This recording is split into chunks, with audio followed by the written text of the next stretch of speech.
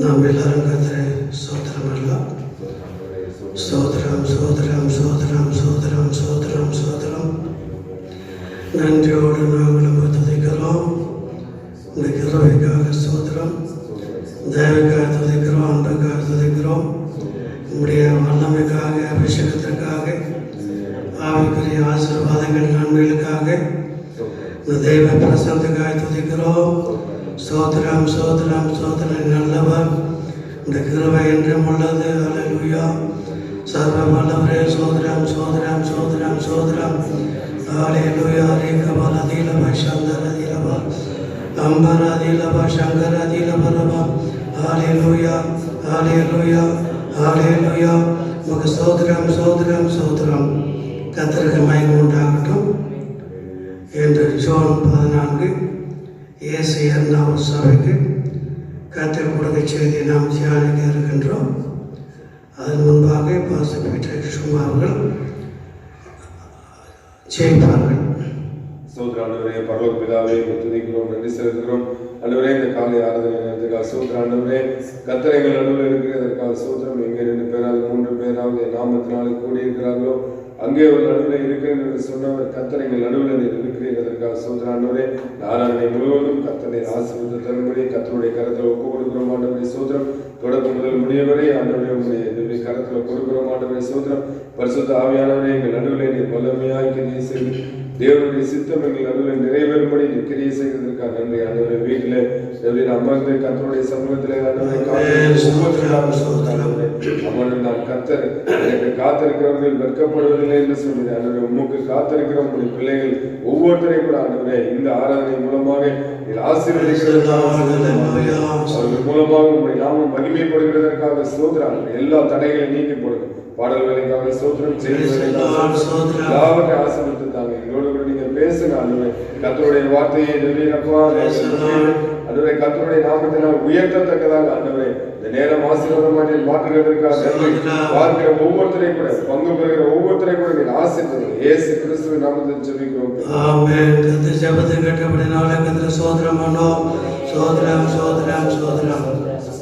நம்முடைய ஆவிக்குரிய கிறிஸ்தவ கீதங்கள் பாட்டு புஸ்தகத்தில் 152வது பாடல் முதல் 2 சரணங்கள், கடைசி 2 சரணங்களை பாடலாம்.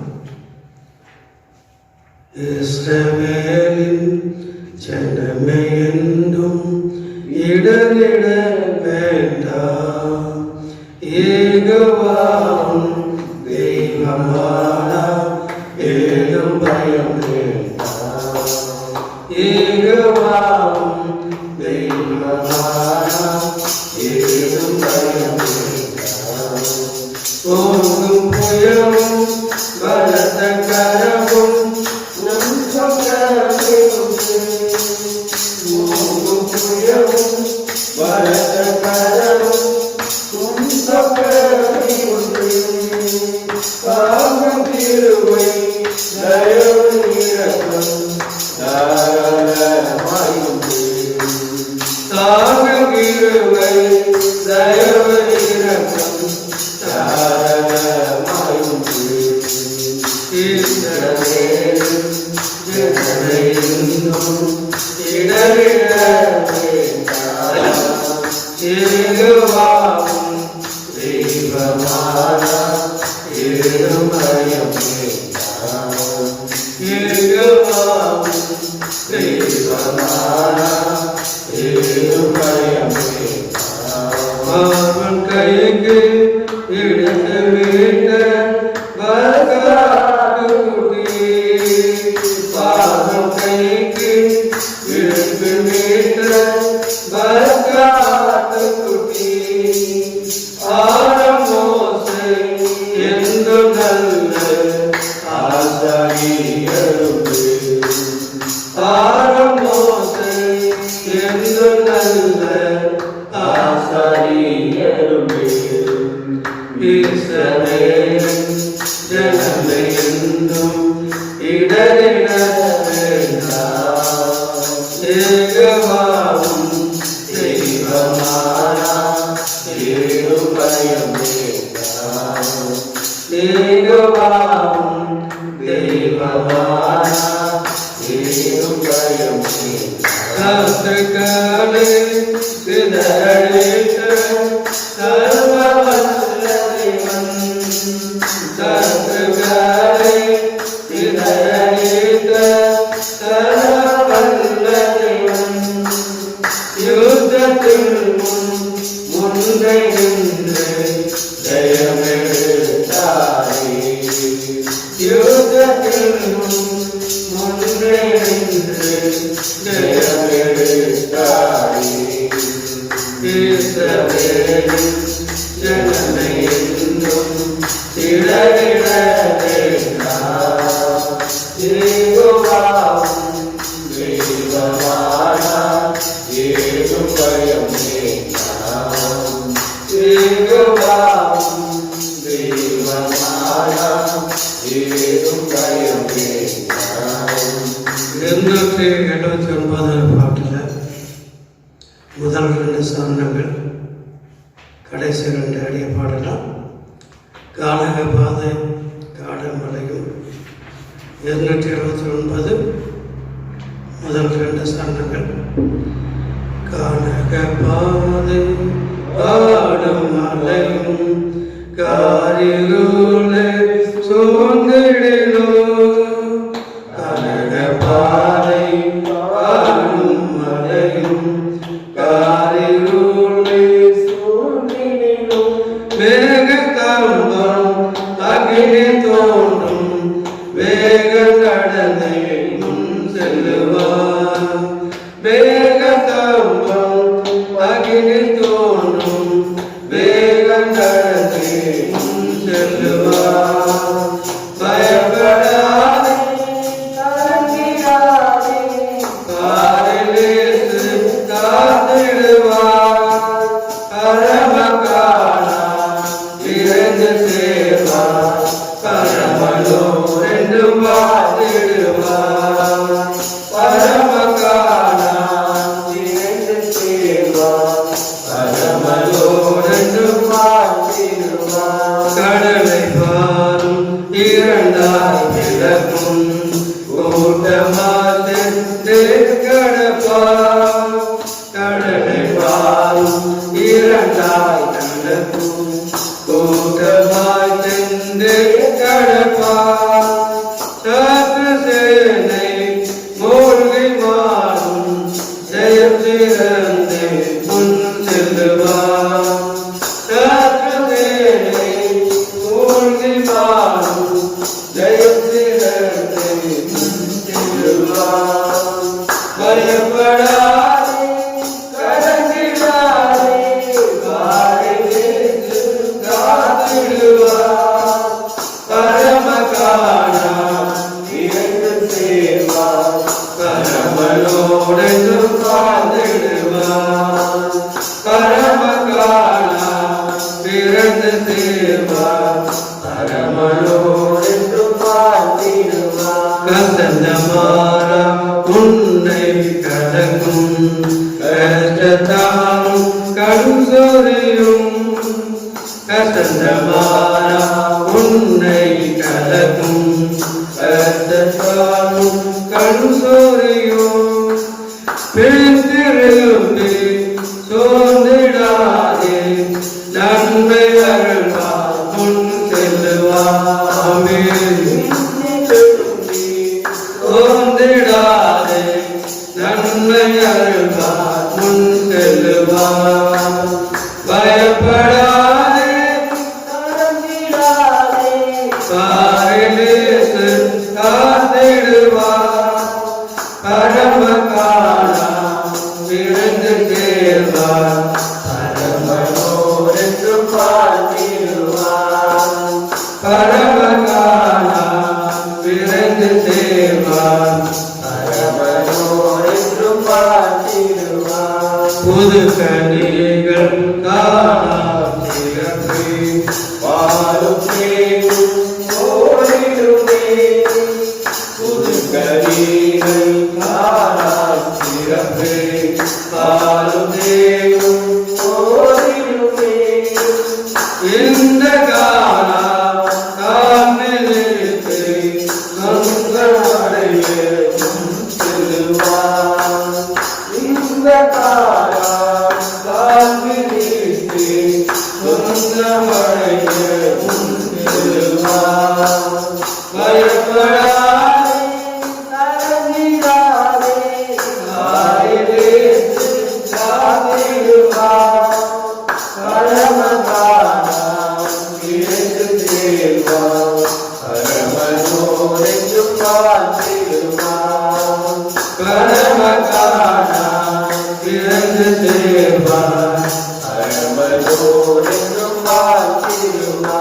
நமக்காய் பறந்து பேசக்கூடியவர், திறப்பில் இருக்கக்கூடிய யுத்தம் பண்ணக்கூடியவர், நம் பக்கத்தில் எப்போதும் இருக்கிற சேவனையின் கத்தர் நம்மோடு இருப்பதனால கத்தரை சோதரம் பண்ணுவோம். சோதரம் சோதரம் அன்பின் பிதாவே நாம் நம்ம துதிக்கிறோம். இன்று ஜூன் 14 இயேசு நாம் சபை கொடுக்கின்ற தேவ செய்திக்காக நன்றியோடு துதிக்கிறோம். இந்த செய்தி எங்கள் ஆவிக்குரிய ஆசீர்வாதங்கள் சரீர ஆசீர்வாதம் பெற்றுக்கொள்ள உதவி செய்யும். ஆரம்ப முதல் முடிவரை கிரிய செய்வீராக. இயேசு நாமத்தில் பிதாவே. உன்னத பாட்டின் புஸ்தகம் 2ஆம் அதிகாரம் 3ஆம் வசனத்தை நாம் வாசிக்கலாம். உன்னத பாட்டின் புஸ்தகம் 2ஆம் அதிகாரம். காட்டு மரங்களுக்குள்ள கிச்சிலி மரம் எப்படி இருக்கிறதோ அப்படியே குமாரனுக்குள்ளே இயேசு இருக்கிறார். கடந்த சில வாரங்களாக 1 பாட்டு 2ஆம் அதிகாரம் 3ஆம் வசனத்திலிருந்து கிச்சிலி மரத்துடைய தனித்தன்மை,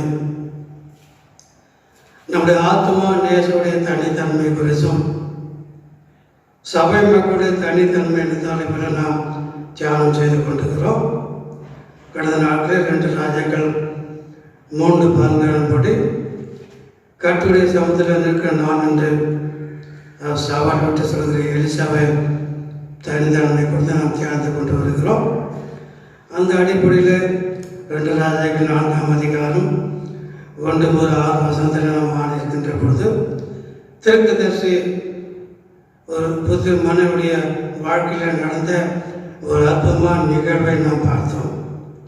ஒரு கூட எண்ணெய் பல பார்த்து நெருங்கி வடித்தக்கதான அதிசயங்களை அங்கே கத்த தீர்க்கதரிசி மனைவி வாழ்க்கை செய்தார். அது எப்படி நடந்தது என்பது தான் கடந்த நாட்களில் நாம் தியானம் பண்ணோம். அந்த தீர்க்கதரிசி மனைவியுடைய வாழ்க்கையில் நடந்த 2 காரியம். ஒன்று அவருடைய உண்மை, இன்னொன்று விசுவாசம் என்று நாம் பார்த்தோம். அதில் உண்மைதான் இப்போ நாம் தியானம் கொண்டு வருகிறோம். அவர் சொல்கிறார், ஒரு கூட எண்ணெய் மாத்திரம் அன்றி வேறு ஒன்றுமே இல்லை. ஆள் வீட்டு பாத்திரங்கள்லாம் அங்கே வார்க்க அந்த பாத்திரம் நிரம்பி வடிகிறது. இப்படி நிரம்பி வடியத்தக்கதாய் அந்த தீர்க்கதரிசியுடைய மனைவி குடும்பத்தை கர்த்தர் ஆசீர்வதிக்க என்ன காரணம் என்றால், அவளுக்கு இருந்த உண்மை, அவளுக்கு இருந்த விசுவாசம்தான். இன்றைக்கு நமக்குள்ள உண்மையும் விசுவாசம் இருந்தால் நம்முடைய பாத்திரம் கூட என்ன செய்யும், நிரம்பி வடியும். இன்றைக்கு கடந்த நாட்டில் ஆபிரகாமுடைய உண்மையை நாம் பார்த்தோம். உண்மையினால அவர் பெற்றுக்கொண்ட ஆசீர்வாதங்கள் ஏராளம் என்று தியானித்தோம். அந்த அடிப்படையில் நாம் இன்றைக்கு நாம் தியானிக்க போகிறோம். எபிரேயர் 3ஆம் அதிகாரம் 2 வசனங்கள்.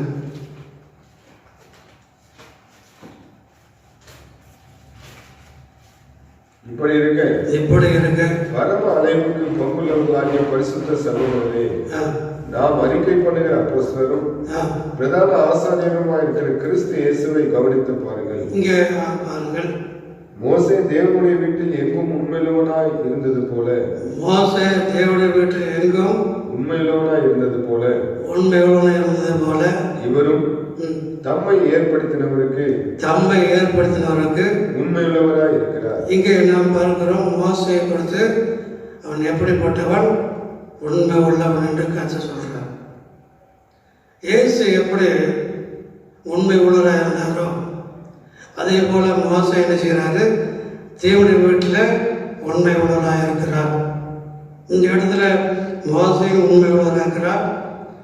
நம்ம ரட்சகராக இயேசு கிறிஸ்து கூட எப்படி இருக்கா உண்மை உள்ளவராக இருக்கின்றார். அதுக்கு முன்பதாக இந்த உண்மையினாலே கிடைக்கிற ஒரு ஆசீர்வாதத்தை நாட்கள் நம்ம வசனத்தை தியானிக்கவில்லை, அதை இன்றைக்கு நாம் தியானிக்கலாம். மத்திய 25ஆம் அதிகாரத்தில் 14-15 வாசிக்கலாம். நமக்கெல்லாம் தெரிந்த ஒரு வேத பகுதி. அன்றையும் பரலோக ராஜ்யம் புறதேசத்துக்கு பிரயாணமாய் போகிற ஒரு மனுஷன் தன் ஊழியக்காரரை அழைத்து தன் ஆஸ்திகளை அவர்கள் வசமாய் ஒப்பு கொடுத்தது போல் இருக்கிறது. அவன் அவனுடைய திறமைக்கு தக்கதாக ஒருவனிடத்தில் 5 தாலந்தும் ஒருவனிடத்தில் 2 தாலந்தும் ஒருவனிடத்தில் 1 தாலந்துமாக கொடுத்து உடனே பிரயாணப்பட்டு போனார். 29-30 உள்ளவனவனோ அவனுக்கு கொடுக்கப்படும், பரிபூர்ணமும் அடைவான். இல்லாதவனிடத்திலிருந்து உள்ளதும் எடுத்துக் கொள்ளப்படும்.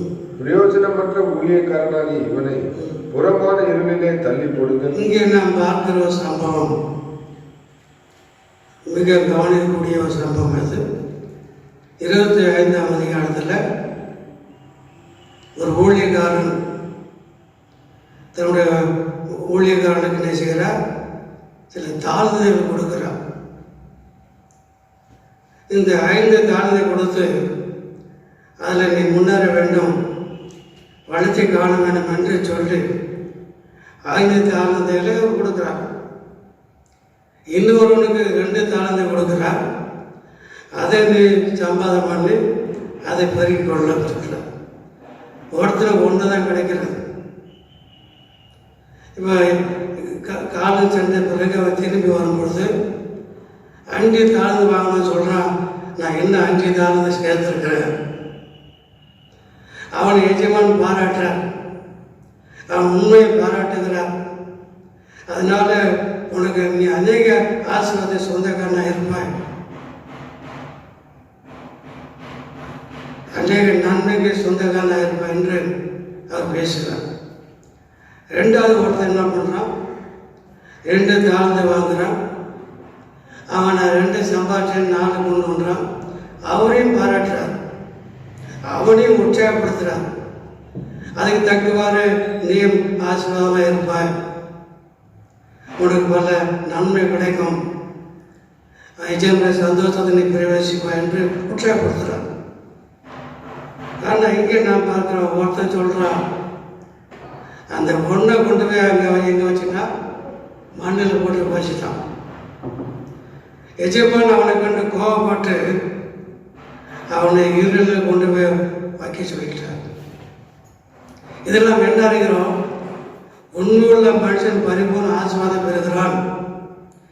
உண்மை உள்ளவர்கள் கர்த்தர் அதிகாரம் கொடுக்கிறார். உண்மை உள்ளவர்களுக்கு அநேக நன்மைகளை கர்த்தர் கொடுக்கிறார்.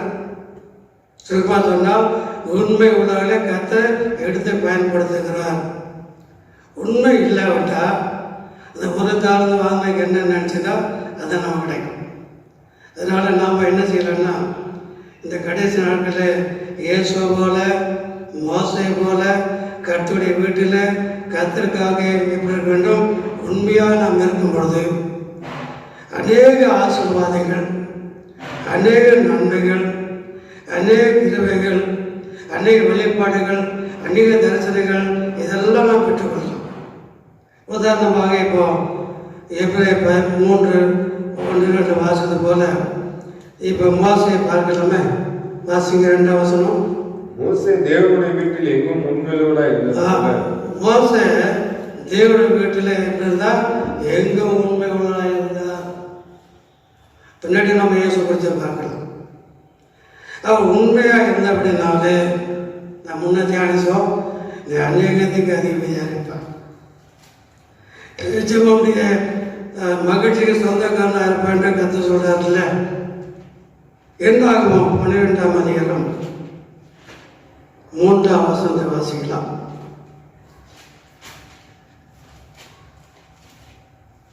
மோசேயானவன் பூமியில் உள்ள சகல மனிதரிலும் மிகுந்த சாந்த குணம் உள்ளவனாய் இருந்தார். சந்நிதியிலே கர்த்தர் மோசேயையும் ஆரோனையும் மிரியாமையும் நோக்கி, நீங்கள் 3 பேரும் ஆசரிப்பு கூடாரத்துக்கு புறப்பட்டு வாருங்கள் என்றார். 3 பேரும் போனார்கள். கர்த்தர் மேகத்தூணில் இறங்கி கூடார வாசலிலே நின்று ஆரோனையும் மிரியாமையும் கூப்பிட்டார். அவர்கள் இருவரும் போனார்கள். அப்பொழுது அவர், என் வார்த்தைகளை கேளுங்கள். உங்களுக்குள்ளே ஒரு தீர்க்கதரிசியா இருந்தார். கர்த்தராகிய நான் தரிசனத்தில் என்னை அவனுக்கு வெளிப்படுத்தி சொப்பனத்தில் அவனோட பேசுவேன். என் தாசனாகிய மோசேயோ அப்படிப்பட்டவன் அல்ல. என் வீட்டில் எங்கும் அவன் நான் அவனுடன் மறைப்பொருளாக அல்ல, முகமுகமாகவும் பிரத்யட்சமாகவும் பேசுகிறேன். இங்கே நான் பார்க்கிற ஒரு சம்பவம், ஆரோன் மிரியாம் சொல்றாங்க, எங்களோட பேசவில்லையா, மோசம் மாதம் பேசுவீங்களா என்றெல்லாம் சொல்றாங்க. இப்போ கர்த்தர் சொல்றாரு, மோசையை பார்த்து ஆரோன் மிரியாம் பார்த்து சொல்றா, மோசை என் வீட்டில் உண்மை உள்ளவன். நான் உங்களோட தரிசனத்தில் பேசுகிறேன். ஆனால் மோசையும் என்ன செய்கிறா, என்னுடைய முகத்தை காண்கிறது, என்னுடைய சாயலை காண்கிறார், கர்த்தரின் சாயலை காண்கிறார். இங்கே ஆரோன் மிரியாம் மத்தியில் மோசை உண்மை இருந்தபடினால அவனை கர்த்தர் மேன்மைப்படுத்துகிறான். ஆரோன் மத்தியில், மிரியாம் மத்தியில், மட்டன மத்தியில் உங்களோட நான் தரிசனத்தில் நான் பேசுகிறேன், சொப்னத்தில் நான் பேசுகிறேன். மோசை அப்படி இல்லை, தேவ தரிசனம் காண்கிறான், என் சாயில் அவன் காண்கிறான் என்று சொல்லும்போது அவன் 2 பேர் மத்தியில் கர்த்தர் மோசையை கனப்படுத்துகிறான். ஏன் இந்த நாட்களில் கர்த்தர் நம்மை கனப்படுத்த வேண்டும்? அவனுக்குள்ள உண்மை இருந்தனால தானே ஆண்ட சமூகத்தில், அவருடைய வீட்டில் எப்போதும் உண்மை இருந்தபடினால்தான் மற்ற ஊழியரை பார்க்கலாம் இந்த மோசையை கர்த்தர் கனப்படுத்துகிறான். அப்போ இந்த புதிய வாரத்தில் மற்ற மக்கள் மத்தியில், பிரஜாதி மத்தியில், உலக மக்கள் மத்தியில், நான் வாழ்கிற மக்கள் மத்தியில் கர்த்தர் நம்மை கனப்படுத்த விரும்புகிறார். அதற்கு நாம் என்ன செய்யலாம்னா, ஆண்டுடைய சமூகத்தில், அவருடைய வீட்டில், அவருடைய காரியங்களில் எப்போது எப்படி இருக்கணும், உண்மையாக இருக்க வேண்டும். இந்த வாரம் நாம் உண்மையாக இருக்கிறதுனால மோசையை மேன்மைப்படுத்தி, மோசையை உயர்த்தி, மோசையை கனப்படுத்தின கர்த்தர் நம்மை உயர்த்தி மேன்மைப்படுத்தி கனப்படுத்துவாராக. மாத்திரமல்ல, யாத்திராகம் 14ஆம் அதிகாரத்தில் நாம் எல்லாம் எடுத்துக்கொள்ளலாம். எல்லாரும் எடுத்துக்கொள்ளுங்க. 15ஆம் வசனம். அப்பொழுது கர்த்தர் மோசேயை நோக்கி, நீ என்னிடத்தில் முறையிடுகிறது என்ன? புறப்பட்டு போங்கள் என்று இஸ்ரவேல் புத்திரருக்கு சொல்லு. நீ உன் கோலை ஓங்கி உன் கையை சமுத்திரத்தின் மேல் நீட்டி. 21. மோசே தன் கையை சமுத்திரத்தின் மேல் நீட்டி. அப்பொழுது கர்த்தர் முழுதும் பலத்த கீழ்காற்றினால் சமுத்திரம் ஒதுங்கும்படி செய்து. இந்த சம்பவம் நமக்கு நல்லா தெரியும். நாம் பாடின பாட்டில் கூட அதை நம்ம பார்க்குறோம். இந்த இடத்துல என்ன நடக்குதுன்னா, அங்கே பார்வனுடைய சேனைகள் தொடர்ந்து பின்பற்றி வராங்க. பின்னாடி போனால் தப்பித்து போக முடியாது. நல்லா கவனிங்க. அடுத்து நாம் முன்னே போனாலும் தப்பித்து போக முடியாது. இது போன்ற காலகட்டத்தில் தான் கர்த்தர் சொல்கிறாரு, உன் கோலை சமுதிரத்தை நேராக நீட்டு. முன்னுள்ள மனுஷன் அதனுடைய கரத்தை, கோல் உள்ள கரத்தை நீட்டுகிறான். அந்த செங்கடல் நன்றாய் பிழைக்கிறது. பின்னாய் தொடர்ந்து வரக்கூடிய பின்பற்றக்கூடிய பார்வன் சேனையும் மாண்டு போனாங்க. எல்லாம் மாண்டு போனாங்க. இஸ்ரவேல் மக்களை அருமையாக கர்த்தர் நடத்தினான். நாம் தொடர்ந்து தியானிக்கிற போது இந்த இடத்துல அவரோட உண்மை, ஒரு உண்மையுள்ள மனுஷனாக இருந்த அப்படின்னால்தான் அவருடைய கரத்தை மீட்டுகிறார். அது வல்லமுள்ள கரமாய் மாறுகிறது. கோல் உள்ள அந்த கரம் சாதாரண ஒரு மனுஷன்தான், சாதாரண கோல் தான். அவன் நீட்டுகிறார். அது வல்லமுள்ள கரமாய் மாறுகிறது. அது செங்கடல் 2ஆய் பிறக்கிறது. சத்துரு மேல் ஜெயம் ஜனங்களை பாதுகாத்தது. இங்கே நான் முக்கியப்படுத்துகிறேன், அவன் உள்ளத்தில் உண்மை இருந்தது. இன்றைக்கு நாம் உண்மை இருப்போமானால் நமக்கு முன்னே பயங்கரத்தை உண்டாக்குற, பிரச்சனை உண்டாக, தடை உண்டாக்குற எந்த செங்கடலையும் அந்த காரம் ரெண்டாக பிளக்கும். நமக்கு முன்ன ஒரு செங்கடல் இருக்கலாம், நம்ம முன்ன ஒரு யுத்தம் இருக்கலாம், நம்ம முன்ன சேனையில் வரலாம். நம்ம கருத்தை நீட்டுனாக்கா அது வல்லமுள்ள கரமாய் மாறும். அந்த கரம் நம்மை பாதுகாக்கும், சத்துருவை அழிக்கும். இந்த புதிய வாழ்க்கையில் நம்முடைய கரம் நீட்டணும். என்ன பிரச்சனை வரட்டும், எத்தனை எதிர்ப்பு வரட்டும், எத்தனை தடைகள் வரட்டும், விசுவாசிகள் நாம் நம்முடைய கரத்தை நீட்டும் பொழுது அது வல்லமுள்ள கரமாய் மாறி பார்வன சேனைக்கு ஒரு அழிவு உண்டாக்குறது போல தீய சக்திகள் ஒரு அழிவை கர்த்தர் உண்டாக்குவார். நமக்கு அது பாதுகாப்பாக இருக்கும். அது மாத்திரமல்ல, இந்த யாத்திரை 5ஆம் அதிகாரம் 22ஆம் வசனம் தொடர்ந்து வாசிக்கலாம். பின்பு மோசே இஸ்ரவேல் ஜனங்களை சிவந்த சமுத்திரத்திலிருந்து பிரயாணப்படுத்தினார். அவர்கள் சூர் வனாந்திரத்துக்கு புறப்பட்டு போய் 3 நாள் வனாந்திரத்தில் தண்ணீர் கிடையாமல் நடந்தார்கள். அவர்கள் மாராவிலே வந்தபொழுது மாராவின் தண்ணீர் கசப்பா இருந்ததினால் அதை குடிக்க அவர்களுக்கு கூடாது. அதனால் அவ்விடத்துக்கு மாரா என்று பெயரிட்டார்கள். அப்பொழுது ஜனங்கள் மோசைக்கு விரோதமாய் முறைமுறுத்து எண்ணத்தை குடிப்போம் என்றார்கள். மோசை கர்த்தரை நோக்கி கூப்பிட்டான். அப்பொழுது கர்த்தர் மோசைக்கு ஒரு மரத்தை காண்பித்தார். உண்மையுள்ள மனுஷன் மோசை கர்த்தர் நோக்கி கூப்பிட்டார், ஒரு மரத்தை காண்பித்தார். அதை அவன் தண்ணீரில் போட்ட உடனே அது மதுரமான தண்ணீராயிற்று. அல்லேலூயா, கர்த்தருக்கு மகிமை உண்டாகட்டும். சற்று முன்னே குடிப்பதுக்கு எப்படி இருந்ததா? கசப்பா இருந்தது, மாறவில்லை, குடிக்க முடியல. அவர் வாழ்க்கை அவளாக குடிக்க வந்தார்கள், கசப்பா இருந்தாலும் குடிக்க முடியல. ஜனங்கள் அவனை கல்லறை பார்க்க நெருங்க பார்க்குறாங்க. ஆனால் உண்மையுள்ள மனுஷன் யாரை பார்த்தா? கர்த்தரை நோக்கி பார்த்தார். ஆண்டவர் மரத்தை காண்பித்தார், அதை வெட்டி போட்டால் இப்போ அந்த தண்ணீர், கசப்பான தண்ணீர் மதுரமாக மாறினது. தாங்கள் மகிழ்ச்சியாக குடித்தார்கள். ஏனென்றால் உண்மையுள்ள மனுஷன், ஒரு உண்மையுள்ள மனுஷன் கர்த்தரை நோக்கி பார்க்கும்போது அந்த கசப்பை மதுரமாக மாற்றுகிற கர்த்தர் அங்கே இருக்கிறார். ஒருவேளை கடந்த கால வாழ்க்கை கசப்பாக இருக்கலாம், வேதனை இருந்தால் இருக்கலாம், பிரச்சனை இருக்கலாம். நாம் என்ன செய்யணும்னா, நாம் பிரச்சனையை பார்க்கக்கூடாது, கல்லறைகளை பார்க்க, சூழலை பார்க்கக்கூடாது. பிரச்சனை மாற்ற கர்த்தரை தான் நாம் பார்க்கணும். மோசே கர்த்தரை தான் பார்த்தார். ஆண்டவரை பார்த்தபடினால கர்த்தர் ஒரு மரத்தை காண்பித்தார், அதை வெட்டி போட்டார், அது மரமாக மாறினது. ஒருவேளை நம்முடைய வாழ்க்கையில பிரச்சனைகள் வரும்பொழுது, இது போன்ற சூழ்நிலை மத்தியில் மனுஷனை இல்லை, சூழ்நிலை இல்லை, உலகத்தை இல்லை, நாம் கர்த்தரை தான் பார்க்கணும். இந்த வாரத்தில் நம்ம கர்த்தரை பார்க்கும்பொழுது உங்களுக்காக ஒரு மரத்தை அவர் காண்பிப்பார். உங்கள் பிரச்சனை மாறுவதற்கு ஒரு வழியை காண்பிப்பார். உங்கள் தேவையை சந்திப்பதற்கு ஒரு மரத்தை காண்பிப்பார். அதை வெட்டி போட்டால் அதை அற்புதமாக கிரியை செய்தான். இதனுடைய ரகசியம் என்னன்னா, அவன் உள்ளத்தில் என்ன இருந்தது? உண்மை. முதலாவது பார்த்தோம், அவனை கர்த்தரை மேன்மைப்படுத்துகிறார். ரெண்டாவது பார்க்குறோம், அந்த இஸ்ரவேல் மக்களுக்கு செங்கடை 2 பிளந்து ஒரு ஜெயத்தையும் உடலை கொடுக்கிறார். மூன்றாவது மாறாவின் தண்ணீர், கசப்பாக இருந்த தண்ணீரை மதுரமாக மாற்றினார். இந்த புதிய வாரம் நம்முடைய வாழ்க்கையில் கசப்பான மாறவின் அனுபவமெல்லாம் மதுரமாய் மாறப்போகிறது. தோல்வியெல்லாம் ஜெயமாக மாறப்போகிறது. பிரச்சனை எல்லாம் ஆசீர்வாதமாக கர்த்தர் மாற்றி போகிறார். கர்த்தருக்கு மகிமை உண்டாகட்டும்.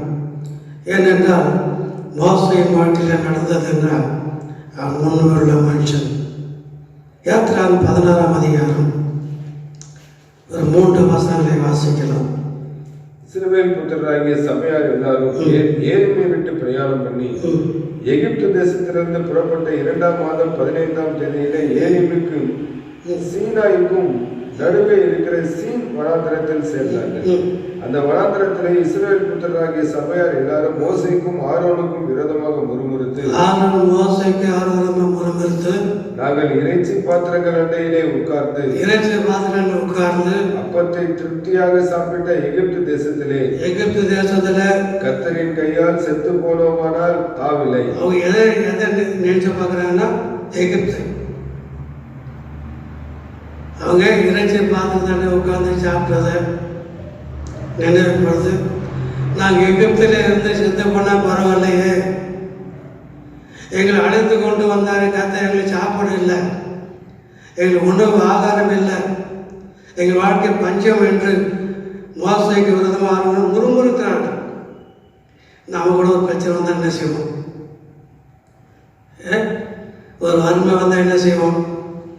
ஒரு குறை வந்தால் என்ன செய்வோம்? ஷார்டேஜ் வந்தால் என்ன செய்வோம்? ஏதோ ஒன்று சொல்லி முறுமுறுப்போம். அவங்க முறுமுறுத்தாங்க. 7ஆம் வசனம் 8ஆம் வசனம். விடியற் காலத்தில் கர்த்தருடைய மகிமையையும் காண்பீர்கள். கர்த்தருக்கு விரோதமான உங்கள் முறுமுறுப்புகளை அவர் கேட்டார். நீங்கள் எங்களுக்கு விரோதமாய் முறுமுறுக்கிறதற்கு நாங்கள் ஏமாத்திரம் என்றார். பின்னும் மோசே, சாயங்காலத்தில் நீங்கள் புசிக்கிறதற்கு கர்த்தர் உங்களுக்கு இறைச்சியையும் விடியற் காலத்தில் நீங்கள் திருப்தி அடைகிறதற்கு அப்பத்தையும் கொடுக்கையில் 18ஆம் வசனம். பின்பு அதை ஓமரால் அளந்தார்கள். மிகுதியாய் சேர்த்தவனுக்கு மீதியானதும் இல்லை, கொஞ்சமாய் சேர்த்தவனுக்கு குறைவானதும் இல்லை. முறுமுறுக்கிறாங்க, அவர் ஜோம் பண்றார், கர்த்தரை பார்க்கின்றார். அப்போ விடிய காலத்தில் என்ன கிடைக்குமா? விடிய காலத்தில் என்ன வந்தது? காடைகள். அப்புறம் வாசிக்கணும், 9ஆம் வசனத்தை வாசிக்கலாமா? அப்பொழுது மோசே ஆரோனை பார்த்து, நீ இஸ்ரவேல் புத்திரராகிய சபையார் எல்லாரையும் நோக்கி கர்த்தருடைய சந்நிதியில் சேருங்கள், அவர் உங்கள் முறுமுறுப்புகளை கேட்டார் என்று சொன்னார். ஆரோன் இஸ்ரவேல் புத்திரராகிய சபையார் எல்லாருக்கும் இதை சொல்லுகிற போது அவர்கள் வனாந்தர திசையாக திரும்பி பார்த்தார்கள். அப்பொழுது கர்த்தருடைய மகிமை மேகத்திலே காணப்பட்டது. கர்த்தர் மோசையை நோக்கி, இஸ்ரவேல் புத்திரரின் முறுமுறுப்புகளை கேட்டிருக்கிறேன், நீ அவர்களை பேசி நீங்கள் சாயங்காலத்தில் இறைச்சியும் விடிய காலத்தில் அப்பத்தால் திருப்தியாகி. சாயங்காலத்தில் என்னங்க? இறைச்சி காடை வந்தது, அதிகாலையில் மண்ணா. அப்போ இறைச்சி மண்ணா கொடுத்து இஸ்ரேல் மக்களை கத்த அருமையாக போஷித்தார். அப்படிதான் சொல்றது. சாயங்காலத்திலும் கத்தை போஷித்தாரு, காலையிலும் போஷித்தார். இறைச்சியை கொண்டு மண்ணாவை கொடுத்து இஸ்லாமிய திருப்தியாய் கத்தை நடத்தினார். இந்த புதிய வாரம் நம்ம காடுகளை கொடுத்து மண்ணாவை தந்து திருப்தியாக நடத்தி வைக்கத்த நம்மத்தில் இறங்கி வந்திருக்கிறார், நம்மத்தில் கடந்து வந்திருக்கிறார், நம்மோடு பேசுகிறார், நம்மோடு அசைவாடுகிறார், நம்ம உறவாடி கொண்டிருக்க, நம்மோடு கூட இருக்கிறார். இப்போ வண்ணந்தரமான வாழ்க்கை தான் காடைகளை கொண்டு மண்ணாவை கொடுத்து அருமையாக திருப்தியாக நடத்துகிறார். இந்த புதிய வாரம் நம்ம காடைகளை கொடுத்து மண்ணாவை தந்து நம்ம திருப்தியாக நடத்துகிற கத்தை நம்மோடு வந்திருக்கிறோம். இதுக்கு என்ன காரணம்? முன்ன சொன்ன போல அது உண்மை. மோசையின் வாழ்க்கையில் இருந்த உண்மை. இந்த வாரம் நம்ம உண்மையாக இருக்கும்போது கத்தை நம்மை திருப்தியாக நடத்துவாங்க. எந்த குறை இல்லாமல் நிறைவாய் திருப்தியாக நடத்துவார் என்று கத்தை நம்மோடு பேசுகிறார். தொடர்ந்து இன்னொரு வசனத்தை வாசித்து நாம் ஜெபித்து முடிக்கலாம்.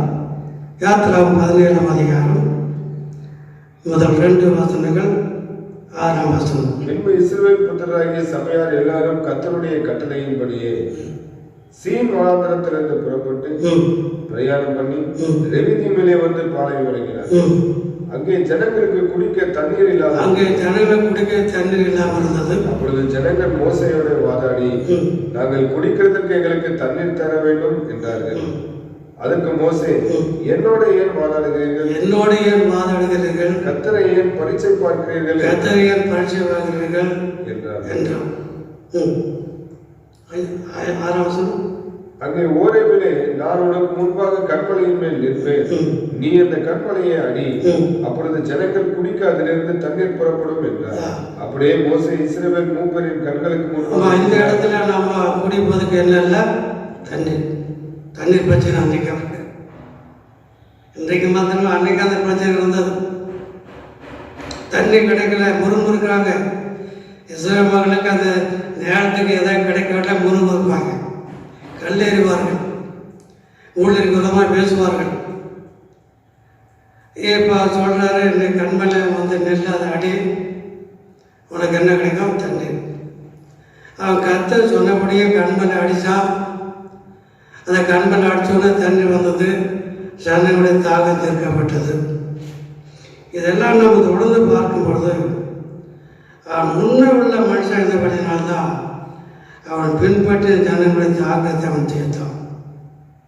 இன்றைக்கு நாம மற்றவருடைய தாகத்தை தீர்க்கணும். அன்றைக்குடைய தாகத்தை நாம் தீர்க்கிற தாகத்திற்கு அருமையாக இருக்கணும். எத்தனை மக்களுடைய தேவை இருக்கலாம், அந்த தேவைகளை நம்ம கொண்டு கத்த செய்யணும். இஸ்ரவேல் மக்கள் தாகம் தீர்ப்பதற்கு மோசவருக்கு அறிவு வந்தது போல பிறர் ஆசீர்வாதங்களை பெறுவதற்கு, பிற நன்மை பெறுவதற்கு, திருவிழா தாகம் தீர்ப்பதற்கு, பிற நன்மை அவரை கிருபையை பெற்றுக்கொள்வதற்கு நாம் ஒரு காரணமாக இருக்கணும். அவன் உண்மை உள்ள மனுஷன். கர்த்தருடைய வீட்டில் எங்கே உண்மை உள்ள இருந்தான், அதனால்தான் அவனை கத்தை கனப்படுத்தினார். அதனால்தான் அவனுக்கு அருள் வல்லமையாக மாறினது. அங்கே ஒரு பெரிய வெற்றி கிடைத்தது.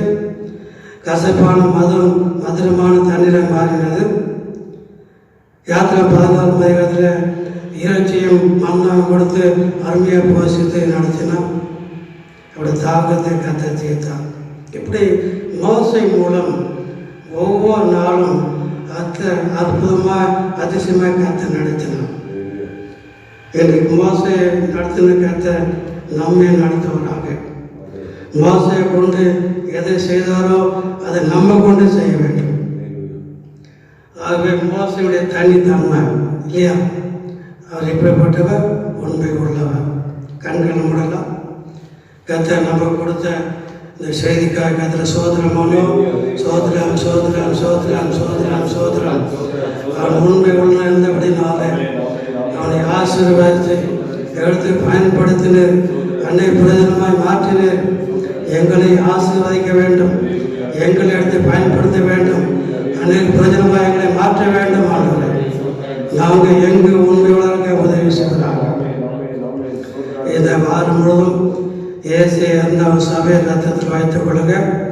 நாங்கள் தனித்தன்மையுடன் காணப்பட வேண்டும். எல்லா சொல்ல உண்மையாக இருக்க உதவி செய்வோம். உண்மை மொத்தமுள்ள ஊழியராக இருக்க உதவி செய்வதாக. இந்த புதிய வாரம் போதும் சபை மக்களுடைய சிரசு மேலே கருத்தை வைத்து ஆபக்கரிய ஆசீர்வாதங்கள் சரீர நன்மை கொடுப்பதாக. அவள் கனிவோடு ஜபிக்கும் போதெல்லாம் கெம்பீரமாய் அறுவடை அறுக்கத்தக்கதாக ஜபத்தை கேட்பதாக. சபை மக்களுக்கு நல்ல சுகம் பலம் தந்து காத்துக்கணும். லாபத்தையும் தந்திரியும் வர்மந்தை ஆசீர்வாதிங்க. இந்த நாட்களில் பிள்ளைகளுக்கு ஃபீஸ் காட்ட வேண்டியிருக்கிறது, பல தேவை இருக்கிறது. கல்லூரியில் இடம் கிடைக்கணும், ஃபீஸ் காட்டணும், புதிய ஸ்கூலில் வாக்கு சேர்க்கப்படணும். எல்லாம் பண தேவையெல்லாம் சந்திப்பீராக. கைட்டு செய்கிற வேலைகள் எல்லாத்தையும் ஆசீர்வதிப்பதாக. போக்குவரத்தை ஆசீர்வதிப்பதாக. விசேஷமாக இந்த கொரோனா என்கின்ற அந்த வைரஸ் என்ற விஷயத்திலும் சபை மக்களை தொடாமல் பாதுகாத்துக் கொள்ளும்படியாக சொல்லிக்கிறோம். குறிப்பாக எங்களுடைய தமிழ்நாட்டில் இருக்கக்கூடிய இந்த கொரோனா வைரஸ் முற்றிலும் அழிக்கப்பட வேண்டும். இந்திய தேசம் உள்ள கொரோனா வைரஸ் முற்றிலும் அழிக்க வேண்டும். உலகத்தில் இருக்கிற எல்லா நாடுகளும் கொரோனா வைரஸ் அழிக்கப்பட வேண்டும். இனிமேல் தொற்று வரக்கூடாது, மரணம் நேரிடக்கூடாது. நீரே பரிகாரத்தை கொடுப்பதாக. குமாரன் விடையில் வைத்தால் மெய்யாக விடலாமே சொன்னேன். குமாரன் தாமே இந்த கொரோனா என்ற வைரஸை அடைக்க ஆளுகை செய்யும். எங்கள் தேசம் மாத்திரமல்ல, உலகத்தில் மெய் சமாதானம் சந்தோஷம் பெற்றுக்கொள்ள உதவி செய்கிறாங்க. குறிப்பாக இந்த கொரோனா தடுப்பு பணியில் ஈடுபட்டுள்ள தமிழ்நாடு அரசாங்க முதலமைச்சர் உட்பட அந்த சுகாதாரத்துறையினர்கள் ஒவ்வொரு டாக்டர்ஸ், நர்சஸ், மருத்துவ இருக்கிறவர்கள், துப்புரவாளர்கள், மற்ற வருவாய்த்துறை எல்லா அதிகாரி, போலீஸ் டிபார்ட்மெண்ட் முழுவதும் பாதுகாத்துக் கொள்ளுங்க.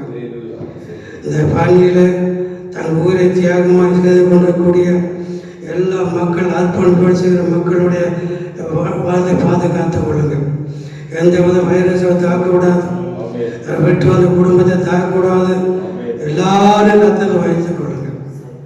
ஈரம் பகலும் கண்டுபிடித்து துவங்காமல் தேசத்துக்காக திறப்பட நிற்கிற அந்த குடும்பங்களை ஆசீர்வதிக்கிறாங்க.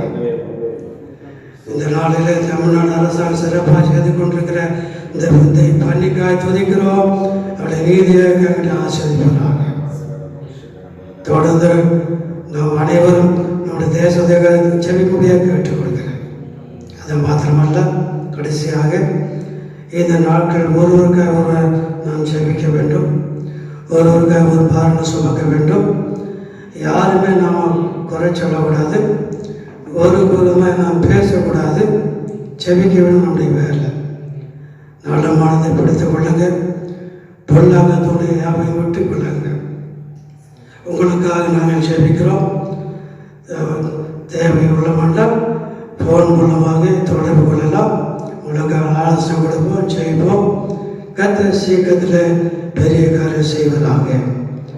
கர்த்தர் தாமங்களை ஆசீர்வதிப்பதாக. ஜெபத்தோடு செல்லுங்கள். கிருபை உங்களை தாங்கட்டும். கர்த்தரை சோதனம் பண்ணுவோமா? சோதனம் சோதனம் சோதனம் சோதனம் சோதனம் சோதனம். என் ஆத்மாவே கர்த்தரை சோதரி, என் முழு உள்ளம் எடுப்பு. என் ஆத்மாவே கர்த்தரை சோதரி, கர்த்தரை செஞ்சார்.